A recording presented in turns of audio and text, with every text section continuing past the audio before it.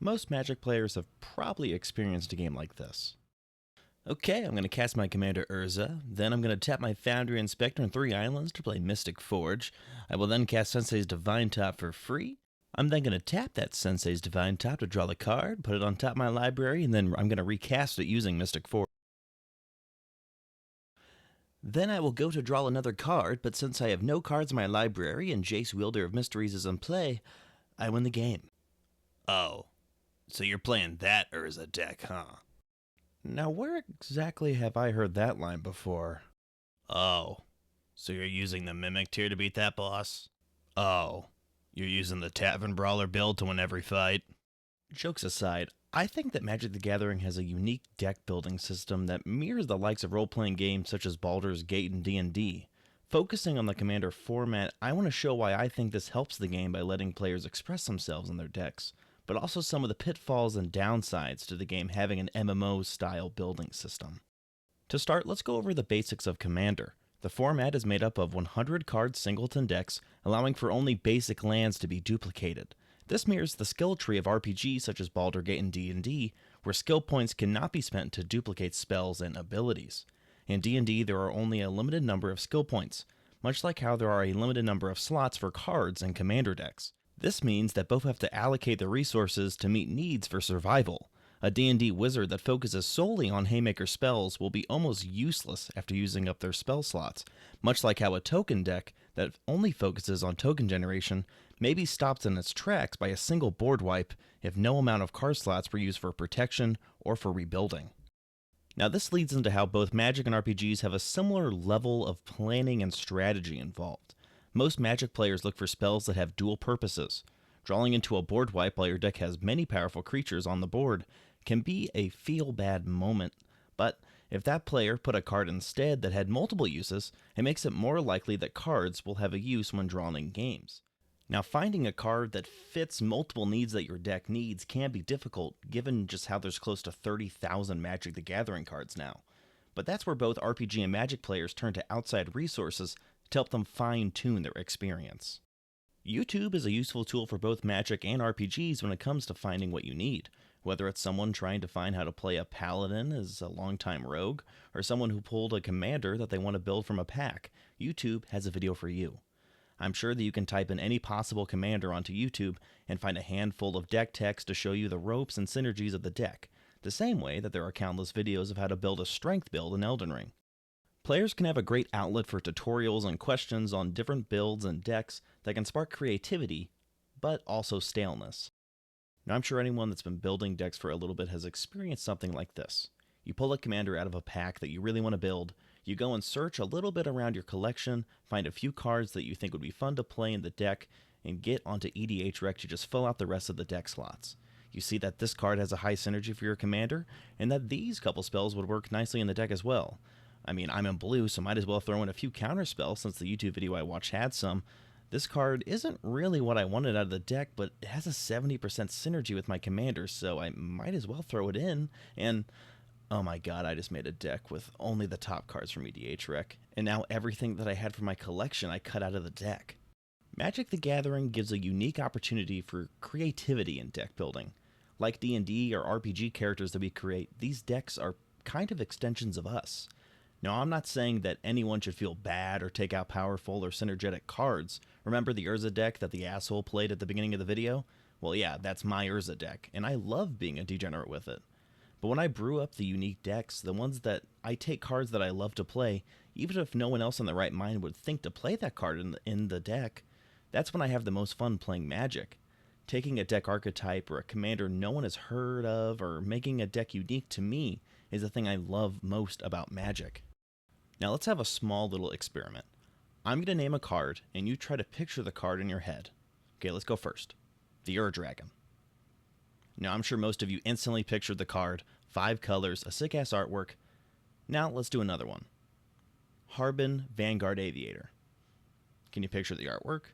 What its mana cost is? Even what colors it's in? No. Now this is my Harbin, my pet deck. He costs Azorius to cast, has flying, and whenever I attack with 5 or more soldiers, creatures I control gain flying until the end of turn. Now, while brewing this deck, I did the pitfall I said before. I watched a handful of YouTube videos about the card's deck tech. I started to put the high synergy cards from EDHREC and Scryfall that were good for the deck in, and eventually I just had to stop myself and realize I was building the most vanilla deck I could. Now, brewing the deck wasn't fun anymore. It was like I was just moving high synergy cards from EDHREC into Moxfield without any real thought. Then, I had an idea. What if I made him Voltron? These cards only cost 2, and if he gets removed, I can recast him, usually without a hitch. It's a playstyle I've always wanted to try, but never built before, and right there, that's where the creativity lies. I took the stacks and the counter magic out of my Azoria Soldier Tribal deck, and I just went with a heavy Voltron sub-theme with my Soldier deck.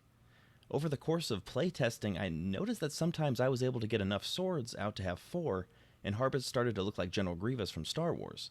The only problem is I didn't have enough swords that had the art facing down to the left. So what I did is I cut a card that was better for the deck so I could have another sword that allowed me to make Harbin look like General Grievous with 4 swords. Now, I give my deck 2 goals while playing. I assemble 4 sword cards that make him look like General Grievous, or I make so many soldier tokens I have my own droid army. And I did all of this with the 825th ranked commander on EDHREC. Now, I don't want to act like EDHREC or Scryfall are websites that I don't like. I love to use them. But the biggest thing, especially if you ever watch the EDHREC podcast, is that the rec is recommendation. These cards that you see aren't a requirement. If you see a card like Grand Arbiter and it has a 70% synergy, don't just throw it into your deck if you know no one's going to want to play with you with it. Now, my Harbin deck isn't stronger or as strong as my Urza deck. It actually usually just gets crushed by it. But do I have more joy when people don't even know who my commander is? Or when they ask what my win con is and I just simply respond, I either make General Grievous or his droid army? I mean, I can't lie, that makes me so much happier than playing my more vanilla, powerful Urza deck. I mean, it gives me the same feeling of whenever I played Baldur's Gate for the first time versus the first time that I played through Elden Ring. For Elden Ring, I looked up tutorials where certain weapons or storylines were, how to progress through different areas or bosses up until I beat the game. And for Baldur's Gate, though, I took an active decision to step away from outside sources like YouTube and just play the game through with my own decisions. And while some fights took hours whenever they should have took minutes, it made every decision I made and my experience that much more unique to me. And I'm not saying that looking up videos to help with playthroughs is wrong or not what you should be doing if you don't want to. It's the same way I'm not saying that it isn't wrong to play powerful or vanilla decks. If your goal in playing Magic is to have a hyper-synergistic deck because that's what you find fun, then that's what you should do. No one should tell you how to enjoy Magic other than yourself. Now, I look at it as whenever you play a vanilla deck, it may be strong, but you're entering the game as more of a boss fight than a player character. When people ask, is it that Atraxa deck? And you say, yeah, almost everyone at the table knows what they're getting into. Kind of like whenever you go into an Elden Ring boss for the 180th time, you know the combos, you know what the boss is going for, you know his moves. It's the same every time you play it. Now, if you go into that same game with a more unique deck like my Harbin one, now no one quite has an idea how your deck is going to go. It's like every move I take, my opponents get more information on what's to come next. Like, oh, he's not just a soldier deck, he has some Voltron pieces in. And now they have to start playing differently than they would the vanilla deck, where everyone already knows what the big play I'm trying to hit is. So now I've hit all my points about deck building and how it's similar to an RPG. But that's not really it. I've taken out the most important part of Commander in RPGs, the social part. I mean, I'm not comparing Magic to an RPG, but to an MMORPG. The most asked phrase when sitting down with a brand new pod in Commander is, what power level is your deck? Now, you may have your own opinion on if that question is useful or not, but it boils down to the same point. Are our decks compatible to play against each other? If I'm sitting down for the first time with a new Magic player, they just picked up a Fallout pre-com because they're a big Fallout fan, and sat down at a table trying to learn the game, I would never pull out my Urza deck. I mean, I might be a blue player, but I'm not evil. This is the same way I would never pull out my Harbin deck at a high-powered table. My deck would just not be compatible with the table that I'm trying to play with. So how does this change what I stated before? For this example, let's take the Fallout fan from before, and let's say he has a group of friends that meets up every weekend to play and hang, and most of their decks fall around an 8 on the power scale. So, that Fallout fan may decide that he wants to upgrade his pre-con to match that power level. So, over the course of the week, he watches the Command Zone's upgrade guide to his precon, and then he goes to EDH Rec and Scryfall to find some juicier cards to power up the level of his deck from a 6 to an 8. Now, do I think that they're doing something wrong, taking vanilla cards just to power up their deck? No, actually, it's quite the opposite. This person is simply meeting the social standard of his pod, so that everyone can have fun and not worry about babying the precon throughout the game.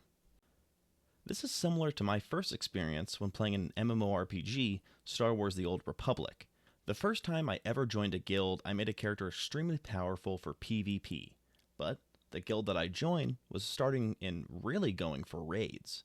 Now, I found myself not useful at all, and not really having any fun in the process. So, what did I do? Well, I did two things. I left the guild with my PvP character and joined a more PvP-centered guild, but since I was still friends with a lot of the people in that raid guild, I rejoined with a character that I made specifically for raids. Now, this can happen in EDH and Commander too. I mean, let's say you sit down at a pod, you have your deck that you really want to play, and it's just too powerful for the table around you. Now what you can do is one of the two options I did in Star Wars The Old Republic. You can either switch up your deck because you like the people that this pod is and you really want to play with them, so you switch to a more low-power deck. Or, if you really want to play with that high-powered deck, you just go to a different table that suits that deck better. Now, this Rule 0 discussion is the exact same as a D&D Session 0.